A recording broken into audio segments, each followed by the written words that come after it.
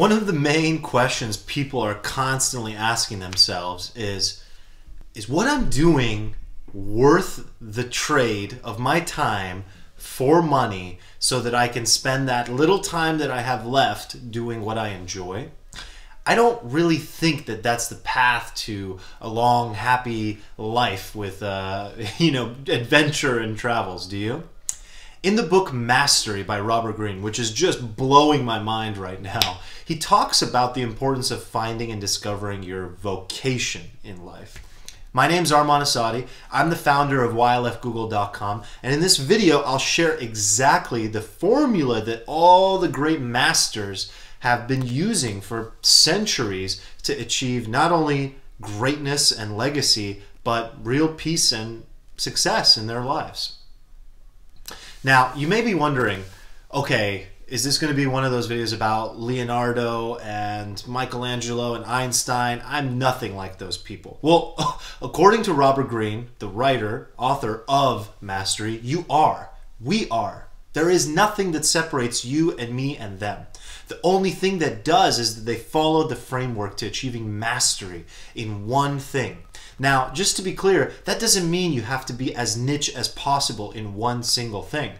Greene uses so many examples to talk about different types of people who discover a vocation, go after it in the form of an apprenticeship, which by the way can be self-directed and can be alone, and then really put in the time, that there's no shortcut to the time factor. There's nothing that there's nothing other than experience that can get you to that level of mastery in your life.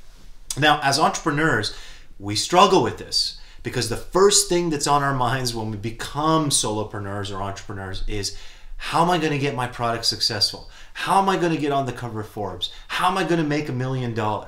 That completely distracts and ruins this idea of achieving mastery in something. Now, I always say, and I will continue to say, that being passionate about something is not enough, or even just discovering your passion is not enough. There has to be a clear line between what the world needs, your actual unique genius, and the things that you're passionate about. Being passionate means that it's just the tip of the iceberg. It's something that puts you in a state of awe. It's something that excites you. It's a door that you open to understanding what your true purpose is, what your true calling is. What's a work that you can dive into that you can really master and then share and contribute and just proliferate out into the world and the community around you. Not everyone needs to go out there and be a star and be remembered like a Leonardo da Vinci, but it is necessary to create value for others. And following Robert Greene's model of mastery is very, very simple. Number one, there are no shortcuts. None whatsoever. And if you can be okay with that, if you can figure out the money piece and just focus on achieving mastery in one area and first identifying your vocation, your calling, your purpose, you will be okay. I'm telling you from experience. I spent the first year and a half, 2 years of being a solopreneur, spinning my wheels trying to create success after success. But it wasn't until I shifted into this new period of my life, surrounding myself with like-minded people and masterminds, getting mentors, getting coaches, and getting myself into these modern-day apprenticeships, that shift started to happen. It brings peace of mind into your life. It takes away the anxiety and the roller coaster of the entrepreneurs, the entrepreneurial roller coaster. It all starts to dissipate and go away after a while because you realize you have one thing that you're going after, right? And if you can identify that one thing, that vocation, everything else starts to fall into place after that. For example, Darwin realized that he became interested in the environment and the world around him. He wanted to observe, and his observations eventually led to discovering this theory of evolution. For Leonardo, he was constantly chaotic in his life. Leonardo da Vinci just could not simply do one thing. That's what led to him doing so many things, becoming such a revolutionary artist, engineer, inventor. The list goes on and on. Einstein, the stories about all these greats, generally also you'll find the common thread that they were so average students, average people in their lives until the transformation happened.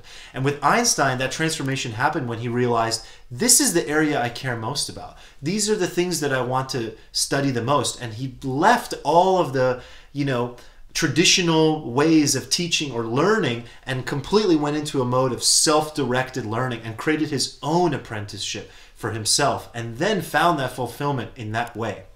So no matter who you are, no matter where you're from, there is something inside of us that we just simply have to uncover all the shit, all the kind of societal changes and shifts that have happened within us to make us somebody we're not.